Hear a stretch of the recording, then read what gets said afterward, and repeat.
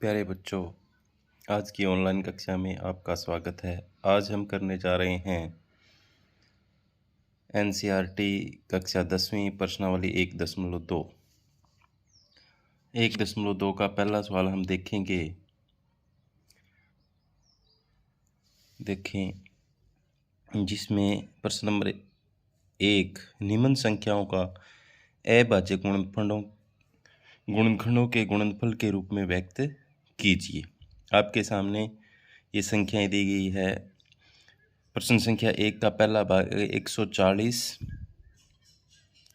के अभाज्य गुणनखंड करने, 156 के करने हैं, 3825 के करने हैं, 5005 के करने और 7429 के करने हैं। 140 के हम अभाज्य गुणनखंड करेंगे, इसको अभाज्य गुणनखंड के रूप में लिखेंगे। तो सबसे पहले हम इसको 2 से डिवाइड करेंगे, भाग करेंगे, तो ये जाएगा 70 पे। फिर 2 से करेंगे, फिर ये जाएगा 35 पे। फिर 2 से ये जाएगा नहीं, और फिर ये 3 से भी नहीं जाएगा। फिर ये जाएगा 5 से, 5 7 35, और फिर ये जाएगा 7 से, 7 एकम 7। अब यहाँ पर 1 आ गया, इसके अभाज्य गुणनखंड हो गए। हम लिख सकते हैं अतः 140 के अभाज्य गुणनखंड कितने हो गए? 2 गुणा 2 गुणा 5 गुणा 7। ये 2 2 बार है, तो इसको हम ऐसे लिख सकते हैं 2 की घात 2 गुणा 5 गुणा 7। तो ये 140 के अभाज्य गुणनखंड हो गए। इसको हमने अभाज्य गुणनखंड के रूप में लिख दिया। इसके बाद में अगली जो संख्या है वो 156। इसी तरह से हम 156 के अभाज्य गुणनखंड करेंगे। तो वही पहले 2 से जाएगा, तो देखो यहाँ पर 2 7 14, 1 बच गया, 2 8 16, 78 पे चला गया। फिर 2 से फिर ये जाएगा 2 3 6, 1 बच गया, 18 हो गए। ये जाएगा फिर 9 पर, 2 9 18। फिर देखो ये 2 पे जाएगा नहीं, ये जाएगा फिर 3 पे। 3 पे जाएगा, 3 एकम 3, 3 तिया 9। फिर 13 आ गया, 13 से ही जाएगा, 13 एकम 13। तो 156 के अभाज्य गुणनखंड हम यहाँ लिखेंगे 2 गुणा 2 गुणा 3 गुणा 13। तो इस वैसे उसी तरीके से 2 2 बार है, तो 2 की घात 2 और 3 गुणा में 13। ये हमने यहाँ पर 156 के भी अभाज्य गुणनखंड कर दी। इसके बाद में हम इसका तीसरा भाग कर देंगे। तीसरे भाग में क्या है? 3825 के अभाज्य गुणनखंड करने हैं। तो उसी तरीके से हम लिखेंगे 3825 के। 3825 के, ये 2 से तो जाएगा नहीं। सबसे पहले ये जाएगा 3 से, 3 एकम 3, फिर 8, यहाँ पर 3 दूनी 6, 2 बच गए, फिर 22 हो गए, 3 7 21, फिर 3 5 15।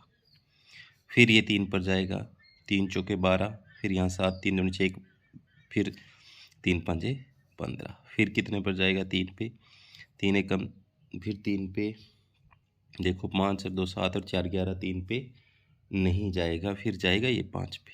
कितने पे जाएगा? 5 पे। ये हो जाएगा 5 8 40, 2 बच के 5 5 25। फिर ये जाएगा 5 पे, 5 एकम 5, और यहाँ बच गई 3, 8 में से 5 गए तो ये हो गया 35, 5 7 35। फिर ये जाएगा 17 एकम 17। तो यहाँ पर 3825 के जो अभाज्य गुणनखंड है वो हो गए। तो यहाँ पर मैं सीधा ही लिख रहा हूँ, तो 1 और 2, 3 है वो 2 बार आया है। यहाँ पर 5 है वो भी कितनी बार आया है? 2 बार आया है। और 17 1 बार आया है। तो ये हो गए गुणनखंड 3825 के अभाज्य गुणनखंड। कितने हो गए? 3 की घात 2 और 5 की घात 2 और 17 की घात 1। 1 को हम लिखें या ना लिखें कोई फ़र्क नहीं पड़ता। अब हम इसका करने वाले हैं चौथा भाग, 5500 5 के हमें अभाज्य गुणनखंड करने हैं। 5005 के अभाज्य गुणनखंड करने हैं। तो ये 2 से तो जाएगा नहीं ना, 3 से जाएगा, क्योंकि 5 और 5 10, 3 से भाग होने का नियम भी इस पे लागू नहीं है। तो ये जाएगा 5 से। 5 एकम 5, 0 0, 5 एकम 5। फिर ये जाएगा 5 से नहीं जाएगा, ये जाएगा 7 से। 7 एकम 7, 3 बच गए 30 हो गए, 7 चौके 28, 2 बच गए 21 हो गए, और 7 तिया 21, 143 आ गया। फिर ये जाएगा 7 से नहीं जाएगा, 8 से, 9 से नहीं जाएगा, 10 से, 11 से जाएगा। 11 एकम 11, 3 बच के 33 हो गए, 11 तिये 33। फिर ये जाएगा 13 से, 13 एकम 13। तो इसी तरीके से 5005 के अभाज्य गुणनखंड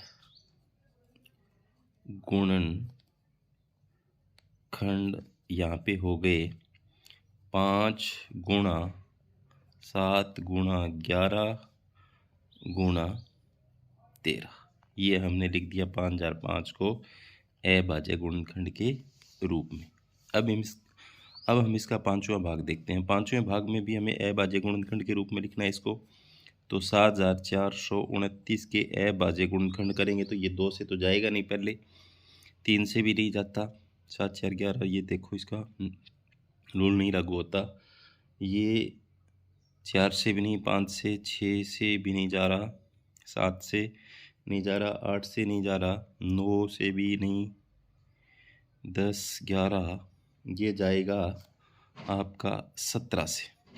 तो 17 से भाग करेंगे यहाँ पर, तो ये आ जाएगा 17 चौके 68, बच गए 6, ये जाएगा बच गए 6 हो गए, बस 17 तिये 51 यहाँ पर।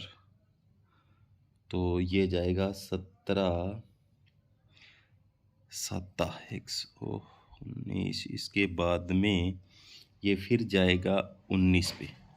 19 से इसको जब हम भाग करेंगे तो यहाँ पर 2 पर जाएगा, 19 दूनी 38, और फिर ये यहाँ पर 23 पे चला गया। जब 19 से हमने इसको भाग किया तो अब 23 एकम 23, तो 7429 के अभाज्य गुणनखंड यहाँ पर आ गए 17 गुणा 19 गुणा 23।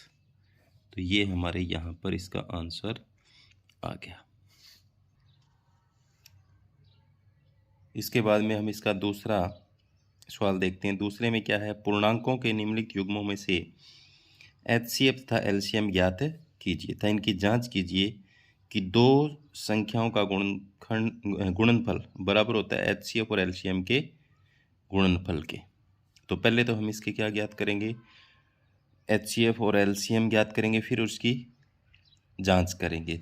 तो हमें इन पूर्णांकों के निम्नलिखित HCF और LCM पहले ज्ञात करना है, फिर उसकी जांच करनी है। तो 26 के पहले हम करेंगे, यहाँ 26 और 91 का ज्ञात करना है। तो 26 के पहले हम यहाँ पर अभाज्य गुणनखंड करेंगे, तो ये जाएगा 13 पर, और फिर ये जाएगा 13 एकम 13। तो यहाँ पर देखो 26 के अभाज्य गुणनखंड यहाँ पर हो गए 2 गुणा 13। इसके बाद में हम करेंगे 91 के। तो 91 के अगर हम करें तो ये जाएगा पहले 7 पे। 7 से इसको भाग करेंगे, 7 एकम 7, 2 बच गए 3, 2 बच गए 21 हो गए, 7 21, फिर ये जाएगा 13 एकम 13। तो यहाँ पर 91 के गुणनखंड हमारे पास हो गए 7 गुणा 13। तो पहले हम इसका ज्ञात करेंगे HCF। तो इन दोनों में देखो जो साझे गुणनखंड होते हैं उसकी सबसे छोटी घात जो होती है वो क्या होती है, इसका HCF होती है। तो यहाँ पर इनमें 13 साझा है दोनों में ही, तो 13 क्या हो जाएगा, इसका HCF हो जाएगा। LCM ज्ञात करने के लिए हम क्या करते हैं, इसमें जो सांझी है, सांझा गुणनखंड है, उसमें से एक लेते हैं, बाकी सभी तो 2 लेंगे यहाँ पर। इसमें 13 और 13 में से 13 लेंगे और 7 लेंगे। ये हो जाएगा यहाँ पर इसका, अगर हम ज्ञात करें 13 दूनी 26 और 26 साता 182। तो यहाँ पर हमारे पास HCF तो इसका आ गया 13 और LCM जो आ गया वो 182 आ गया 26 और 91 का। अब हम इसकी जांच करेंगे। जांच करने के लिए हमें क्या करना है? जांच करने के लिए करना है हमें 26 और 91 का LCM हमारे पास 182 आ गया और HCF का कितना आ गया 13। अब दो संख्याओं का जो गुणनफल है 26 और 91 का जो गुणनफल है वो क्या HCF और LCM के गुणनफल के बराबर आता है? तो देखो 26 और 91 बराबर इसका HCF आया 13 और LCM जो आया वो 182 आया है। यहाँ पर अगर इनका दोनों की अगर हम गुणा करें तो इधर भी कितना आता है 2366 आएगा और इधर भी कितना आएगा 2366। तो ये हमारा उत्तर की जांच भी हो गई, ये हमारा सवाल जो है वो सही है। इसी तरीके से हम इसका दूसरा भाग करेंगे। दूसरे भाग में सब पहले इसके क्या करेंगे,